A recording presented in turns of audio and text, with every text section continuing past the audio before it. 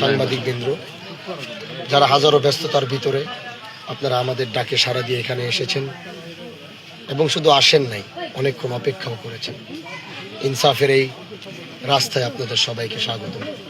আপনারা জানেন আগামীকালকে মাদারীপুর ১ আসনে শিবচর এই উপজেলায় 10 দলীয় জোটের ঐক্য সমর্থিত প্রার্থী আমি হানজালা, হাফেজ মাওলানা হানজালা।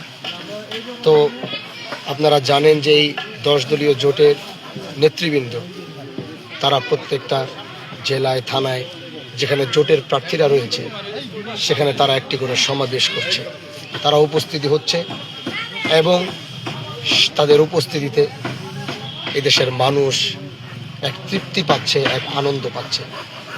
তারাও অনেক ব্যস্ত, তারাও এক একজন ক্যান্ডিডেট।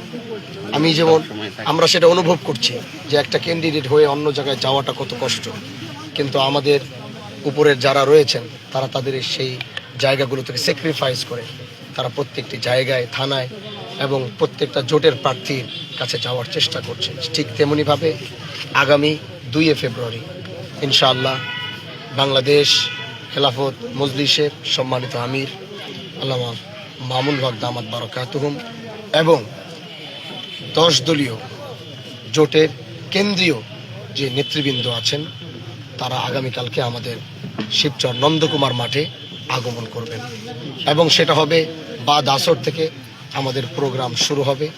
এবং আমরা আপনাদেরকে ডেকেছি এই জন্যে যে আমাদের এই বার্তাটি, এই আনন্দের এই যাত্রাটি যেন সবাই উপভোগ করতে পারে।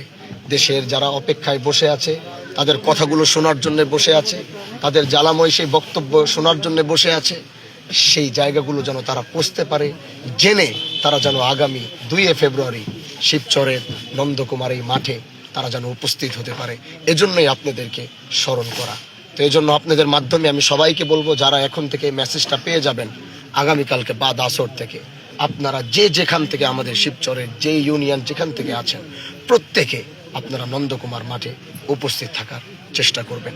এবং আমাদের 10 দলীয় জোটের যে এখানকার যে নেতৃবৃন্দ এখানে তারা যথেষ্ট পরিশ্রম করছে, চেষ্টা করছে এই প্রোগ্রামটা কিভাবে সুন্দর করে বাস্তবায়ন করা যায়। এবং প্রশাসনের সাথে আমাদের যোগাযোগ হয়েছে, তারা আমাদের সাথে, আমাদের থেকে বেশি তারা আমাদের সাথে যোগাযোগ করছে এই জন্যে যে তারা সম্পূর্ণ নিরাপত্তা দিতে চায়।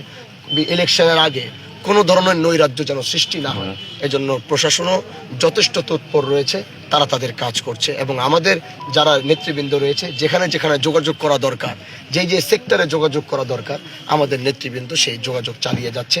ইনশাআল্লাহ আগামীকালকে নন্দকুমার মাঠে আপনাদের সবার সাথে দেখা হবে, আমি সেই প্রত্যাশা করি। আমি আজকের মতো বিদায় নিচ্ছি।